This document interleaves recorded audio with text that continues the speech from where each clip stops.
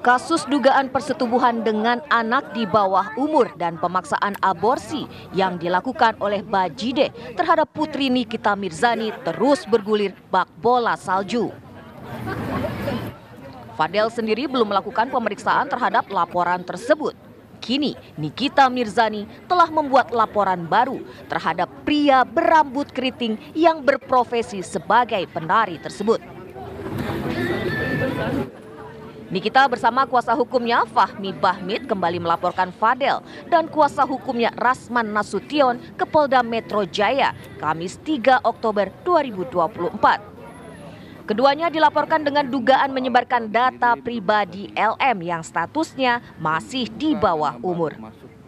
Sampai akhirnya ngelaporin kenapa ya? Ya karena memang ada kesalahan yang memang harusnya itu manusia nggak melakukan itu. Gitu. Offside ya kalau dalam bola itu. Sementara itu Nikita Mirzani menjawab tidak akan menemui Fadel saat ia melakukan pemeriksaan di Polres Jaksel hari ini. Abangku yang datang, abangku karena aku mau liburan. Aska kan hari ini ulang tahun. Selamat ulang tahun. Terima kasih. Ulang tahun. Ya, Anda masih bersama kami di Apa Kabar Indonesia Siang. Kembali kami hadirkan narasumber yang sudah hadir bersama kami. Pemirsa, ada Bang Rasman, kuasa hukum dari Fadel, kemudian Bang Fahmi, kuasa hukum dari Nikita Mirzani. Langsung saja saya mau kembali ke Bang Rasman. Bang Rasman, tampaknya ini Fadel sudah hadir ya? Iya, Fadel sudah di sebelah saya.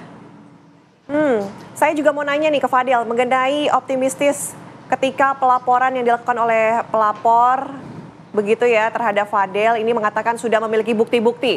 Ada bukti visum, ada bukti saksi-saksi. Bagaimana cara membantahnya nanti?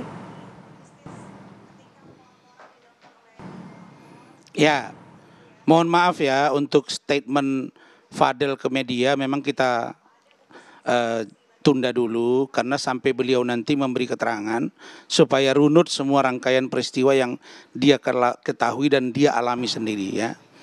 Nah, jadi kami ingin sampaikan bahwa kalau ada laporan terhadap saya, Fadel dan kami tim hukum itu sama sekali atas ya apa yang kami sampaikan ke media preskon atas permintaan dari Fadel dan keluarga. Benar nggak Fadel? Ya, benar. Yang kedua, kita ini jangan aneh gitu. Kan yang dilaporkan Fadel. Kok nyerang-nyerang pribadi kuasa hukum?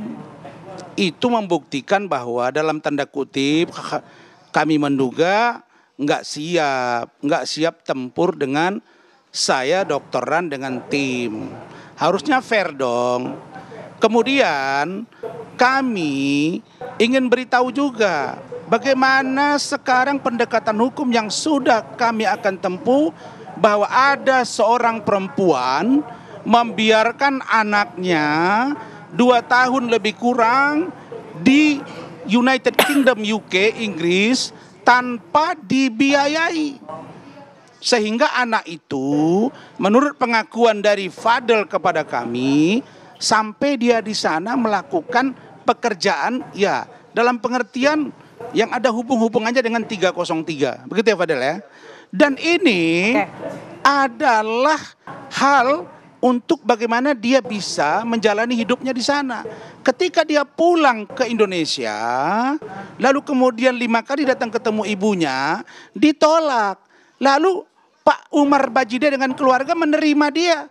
Kok dilaporkan bahwa anak ini seolah-olah sudah hamil, seolah-olah sudah aborsi, dilakukan oleh Fadel dan lain-lain. Ini keluarganya Pak Umar Bajide ini sangat keberatan. Karena itu kita juga tidak boleh lepas ya. Bagaimana seorang ibu yang lalai mengurus anaknya, bagaimana seorang ibu yang telah memaki-maki anaknya sendiri, bagaimana seorang ibu mengatakan bahwa lu itu sudah aborsi, lu ini pacaran dengan seorang tukang semir dan lain-lain. Apa ini gitu? Bang Rasman. Dan ini membuktikan bahwa ada tindakan perempuan yang sangat tidak baik terhadap anaknya yang menyebabkan anaknya berperilaku seperti itu. Kok jadi klien kami yang dikejar-kejar?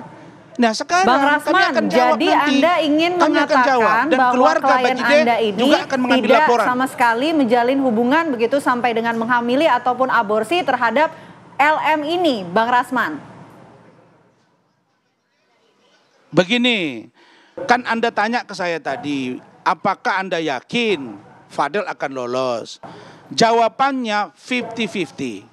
Kenapa 50-50? Perlu pembuktian. Saya nanti akan lihat kemana stressing point pertanyaan dari penyidik. Di situ kami akan lihat, oh begini, oh begini, oh begini. Nah lalu terhadap klien kami ini, kan kami katakan dari awal, dia memang punya hubungan pacaran. Pertama LDR, kemudian Maret si LM datang ke Indonesia. Lalu kemudian diantar ke rumah ibunya, tidak diterima. Sampai 5 kali ada inisiatif sendiri, ada yang datang juga dengan didampingi oleh Pak Martin. Artinya, kenapa sekarang setelah kasus ini mencuat dan seorang LM mengatakan, saya akan bongkar lu, saya akan bongkar lu. Kan dari situ, maka kami katakan sesungguhnya keluarga Bajide ini, terutama Martin dan istrinya, sebentar, begitu, tapi tetap saja ibu dan anak merasa kesal begitu ketika merasa anaknya disakiti oleh orang lain. Kita ajak Anda ya pemirsa dan juga Bang Rasman langsung mendengar pendapat langsung dari Bang Fahmi. Boleh Bang Fahmi tanggapi tadi Bang Rasman. Ya silakan. Apa yang mau saya? Jadi saya fokus ke persoalan. Jadi gini, soal orang membantah, mungkin rekan saya Rasman udah tahu lah di KUHP ya bagaimana. Jangankan membantah, diam boleh menurut KUHP. Diam, tidak mau diperiksa pun boleh menurut KUHP. Karena apa? Pedoman di dalam proses beracara menurut KUHP itu minimal 2 alat bukti. Dari sekian alat bukti itu kami sudah punya bukti berupa saksi, berupa bukti tertulis, berupa visum. Kami tidak pusing dengan apa yang dikatakan oleh orang yang lagi dilaporkan. Karena kami fokus kepada proses hukumnya. Yang lain-lain karena itu persoalannya dengan Nikita Mirzani, tidak ada kaitannya dengan saya selaku kuasa hukumnya. Mohon maaf rekan, saya tidak menanggapinya. Yang jelas kalau memang tidak ada sesuatu sampaikan. Yang jelas saya kasih clue saja. Ingat April apa yang terjadi. Ingat Juni apa yang terjadi. Cukup sampai di situ saya sampaikan. Lain-lain Anda sampaikan, Anda jawab pada saat Anda diperiksa oleh penyidik. Ingat penyidik mempunyai bukti yang cukup banyak. Kenapa kami tidak sampaikan? Kenapa Nikita tidak sampaikan? Berkali-kali saya larang, ini anak bermasalah dengan hukum. Tidak boleh kita sampaikan semuanya kepada media. Bisa nggak saya jawab nih? Boleh Bang, silakan. Begini, saya kira Bang Fahmi, saya mau tanya juga nih Bang. Ada orang namanya NM bilang, saya jamin Fadel dan keluarganya masuk penjara. Itu diatur nggak di KUHP Bang? Coba tolong jawab. Saya tidak tanggapi. Abang lawyer dia. Saya fokus. Tegur dong. Gini, itu bilang-bilang saya miskin. Jeruk-jeruk ngomong, apa urusannya sama saya?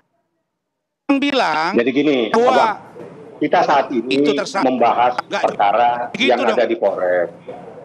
Nah, jadi kita tegak lurus bergantian Bapak-bapak. Kita uji begitu. Jadi gini, kalau lain-lain Anda silakan menanggapi. Enggak, saya mau tanya. Jadi hal-hal memang perkara yang di Polres kan NM bilang, saya jamin Fadel dan keluarganya masuk penjara, boleh? Saya tanya, boleh nggak? Anda juga bisa. Fadel juga bisa ngomong, saya jamin saya tidak akan masuk penjara. Bisa saja seperti itu. Kenapa? Ini orang pelapor, seorang ibu yang merasakan bagaimana anaknya hancur menurut keterangannya kepada saya.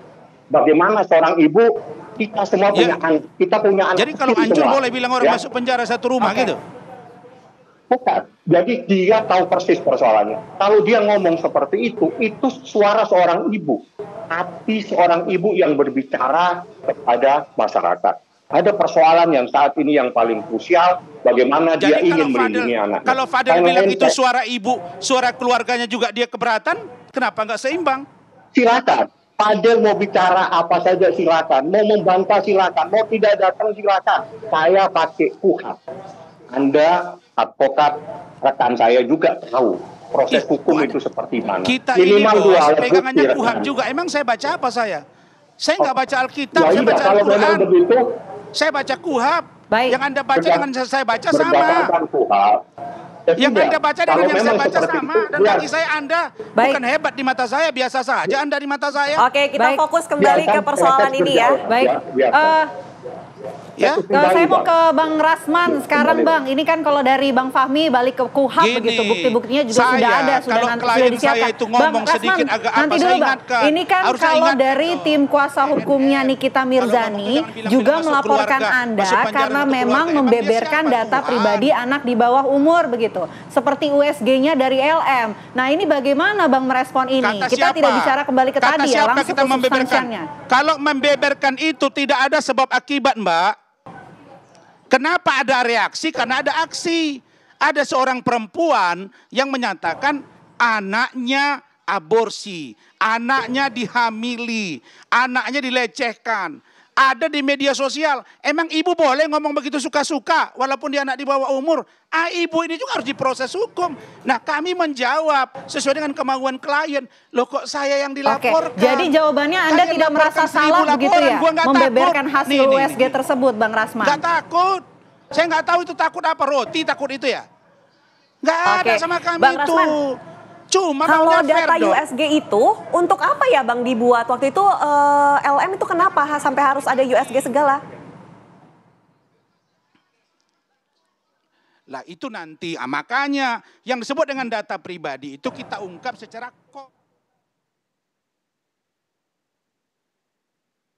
Oke, baik. Kita cuma bilang ada USG, ada tanggal, dokternya nggak dibilang rumah sakitnya di mana, kapan dan seperti apa, nggak ada. Loh kok Anda kita dituduh? Ya Anda bilang keberatan, ya udah laporkan aja klien kami. Kok saya diseret-seret? Oke, baik Bang Rasman, kita sudah tangkap Kalau begitu poinnya. saya juga seret Bang, dong, saya akan bilang, saya mau kembali kalau ada kata-kata ke Bang masuk Fahmi penjara kalau sama begitu. keluarga Bang saya, Fahmi keluarga mungkin bisa tim langsung saya, direspon. kita keberatan. Seperti apa? Silakan. Jadi saya kembali ke Undang-Undang Perlindungan Data Pribadi. Jadi menurut Undang-Undang Data Pribadi pasal 4 yang dimaksud dengan data pribadi salah satunya itu adalah keterangan dari kesehatan. Yang kedua dalam pasal 65 junto 67 siapapun dilarang menyebarluaskan data pribadi. Apalagi ini data anaknya Nikita Mirzani yang masih di bawah umur. Sebagai seorang ibu wajar dia marah karena kenapa? Saya sebagai ibunya, anak itu pun tidak pernah membeberkan apapun pada saat proses-proses dia berkomunikasi dengan media. Wajar kalau Nikita melaporkan. Karena apa? Tidak dibenarkan secara hukum. Apapun, ada beberapa aturan di dalam Undang-Undang Perlindungan Data Pribadi yang tidak boleh disebarluaskan. Termasuk nama, ada beberapa item yang ada diatur dalam pasal 4. Saya pikir itu saja. Lain-lain karena ini persoalan laporan polisi yang ditanggapi aja dalam prosesnya. Oke, baik. Terakhir deh Bang Rasman. Tadi belum dijawab sepertinya, ini USG dari LM itu buat apa ya? Kenapa Fadel dan keluarga bisa punya USG tersebut? Itu kenapa mereka sampai harus USG? Ini kalau orang hukum jago jawab nih kayak saya nih. You pancing pun saya adikku yang manis, yang 2 orang gue nggak akan kepancing. Nanti yang akan kami jawab di pemeriksaan. Ketika ada seorang perempuan yang mengaku ibu gua sayang sama anak gua nggak rela anak gua. Lah dia bilang itu si Loli itu sudah aborsi. Si Loli itu pacaran sama si tukang semir, si miskin. Kita sebagai pengacara tegur dong. Mulut kamu jangan begitu. Itu tandanya ada pengacara, ada penasihat hukum. Kalau kita berpikir cerdas, jangan semua dianggap benar klien kita, terus kita yang paling benar. Nyuruh-nyuruh, maaf ya Pak Fahmi ya, kami tim kemarin agak tersinggung kami 11 orang. Dan itu rata-rata S2. Dan saya nggak tahu ya, Saya juga mungkin S3, S lilin nggak tahu saya. Tapi yang pasti saya doktor. Saya ingin katakan, kalaulah klien saya bilang, saya jamin Fadel dan keluarga masuk penjara, saya sebagai pengacara di dalamnya, pasti saya bilang, you salah ngomong. Presiden saja tidak ada kewenangan yang tidak terbatas, bos. Ini salah satu poin. Yang kedua, kalau dibilang kita membuka data pribadi, yang sudah mengungkap data pribadi ke publik itu siapa? Itu NM ibunya yang ngomong. Ini adalah kalau dalam tanda kutip kami melihat, ada perilaku seorang ibu yang dia tahu anaknya di bawah umur, dibiarkan bertahun-tahun di luar negeri sana. Lalu sampai sini datang tidak diterima. Lah sekarang kok ribut salahin orang kiri dan kanan. Maka saya bilang, lu mestinya terima kasih. Keluarga Bajide masih terima. Oke. Jadi Bang Rasman nggak mau ngasih tahu ya hasil USG-nya ini kenapa diambil kemarin sampai nanti ke penyidik? Biar mereka tidak. Kita sudah sepakat. Saya hidup semati. Kemanapun kau akan kudekap, kau datang akan kutangkap, dan kita akan sehidup semati. Itu janji kami itu dengan tim ini. Begitu ya. Oke, Bang Rasman, jadi nggak mau ngasih tahu nih ya hasil USG-nya itu dari mana, kenapa harus sampai USG begitu, sampai nanti ke penyidik begitu? Boleh dong. Kalau itu saya sampaikan, kalau itu kami sampaikan, barulah kami salah. Oke. Gimana tuh, Bang Fahmi mungkin terakhir deh tanggapannya kalau sampai ngasihin hasil USG-nya, kenapa katanya ke rumah sakitnya sampai harus ada USG segala, katanya itu baru salah. Nah, gimana tanggapannya tuh Bang Fahmi? Saya hanya memberi informasi, USG itu data kesehatan yang menurut Undang-Undang Data Pribadi itu tidak boleh, apapun tidak boleh disampaikan. Ya udah itu aja. Undang-undangnya melarang. Jadi siapapun yang menyampaikan itu tidak dibenarkan menurut Undang-Undang Data Pribadi. Sedangkan yang lain, USG-nya itu kan ada pertanyaan tadi, USG-nya kenapa USG? Saya hanya berterima kasih. Dengan adanya USG tersebut adalah bentuk pengakuan. Itu saja. Oke, baik. Terima kasih banyak Bang Fahmi. Kemudian juga terima kasih Bang Rasman dan juga Fadel atas waktunya di Apa Kabar Indonesia Siang. Tentu juga kita nantikan ya bagaimana jalannya proses hukum atas kasus ini. Terima kasih Bapak-bapak, selamat siang.